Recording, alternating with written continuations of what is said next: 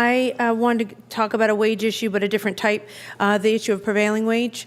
And here in the state of Pennsylvania, I represent the 88th district, which is right here in central Pennsylvania. We're not Philadelphia, we're not Pittsburgh, we're central Pennsylvania.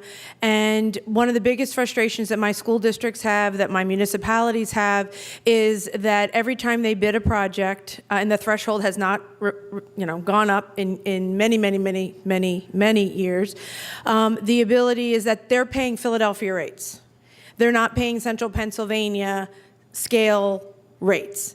So I had introduced a bill, and I'm just trying to go back with you as to the fact of where we take a different look at how we figure out what the actual wage is. And I understand the reporting, and I understand difficulty getting wage information, so I recognize all of that. And I also have the issue of confidentiality required, so that not only contractors but also employers would feel comfortable in giving what it is that they pay and what the rates are for Cumberland County, which is more my neck of the woods are.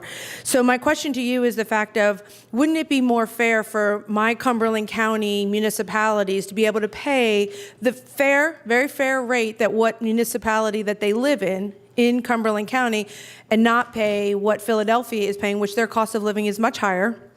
And I have no issue with the fact that, what that level is what Philadelphia is. But the way the system is right now is so unfair to areas that are not Philadelphia. I have the good fortune of having someone who is probably one of the smartest guys on the prevailing wage sitting right next to me. Okay. So, Representative Delozier, Cumberland County has its own set of wage rates that are significantly lower than what the city of Philadelphia's counties are. Each year, the Bureau of Labor Law Compliance receives information, and that's how they establish those wage rates. I would be happy to walk you or your staff through the website, show you how much lower those wages are in Cumberland County than they are, as you've referenced, Philadelphia, and sit down with you and have a conversation. Well, my understanding is that the regions in which the prevailing wage is established, because basically the wage and what is the actual wage rate, since we don't have enough data collected with labor and industry, that they basically go with what the collective bargaining agreement is. Is that incorrect? Well, most times the collective bargaining agreement is the only thing that is submitted to the Bureau of Labor Law Compliance. We encourage... Which I agree is an issue. I have no issue with that. We encourage everyone to submit their data and their information. Confidentially? Well, that's the concern. That submitted is subject to right to know.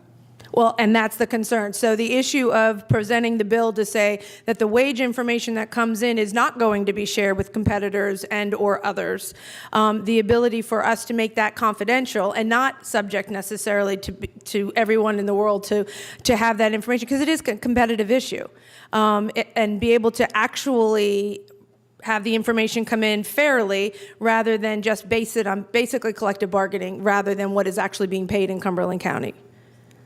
Be happy to have the conversation. Okay, thank you very much. I appreciate that. I have another question dealing with OVR, and one of the Center for Independent Living in Central Pennsylvania is the entity that works with us for our deaf and blind citizens.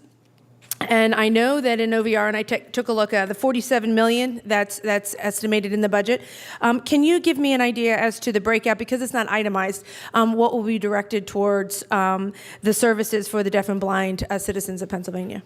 I can tell you that I know the figure for our ODHH, which is the Office of Deaf and Hard of Hearing, is about a $500,000 budget for staff that do that. I don't know. Do we have the figures? We'll have to get those figures. Yeah, the other figures we'll have to get for you. Okay, I did notice that a breakout for that particular bureau, but I wasn't sure, since it is all in one, a lot of times it's difficult to figure out exactly what goes to. We do have a Bureau of Blindness, Blind and Visual Services. Right.